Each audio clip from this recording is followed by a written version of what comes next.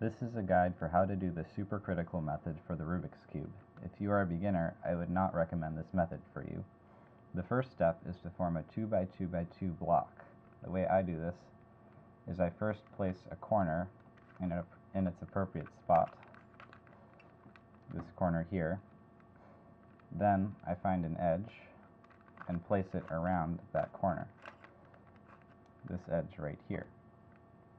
And I continue to do that until all three edges are placed,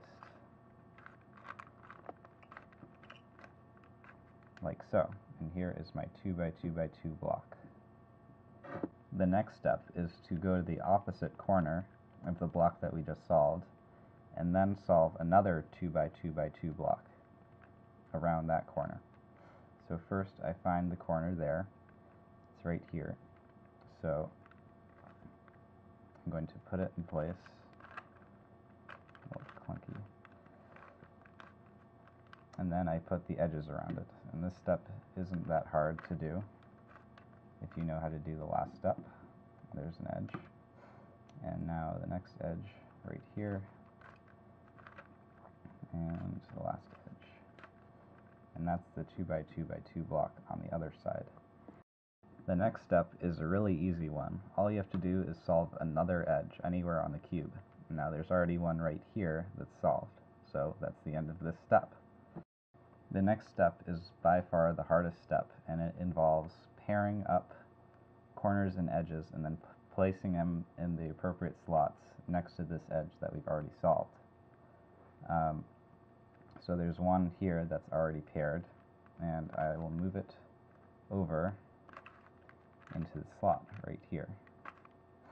This involves a lot of intuitive cube moving, and if you aren't very good at using your intuition, then this is not a very good method for you.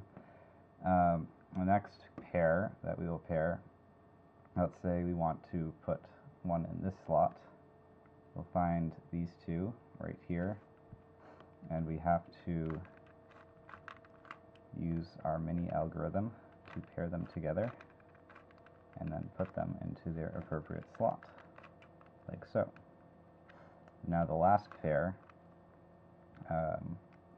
we can actually do any of them for this case. We're going to do these two and pair them together. And there you go. That's the end of that step. The last step of the supercritical method is a little sigh of relief because our last layer actually only contains 5 unscrambled pieces, and all you have to do is use simple algorithms to solve them. So all these algorithms are included in the commentary, so if you want to know what they are, you can look them up.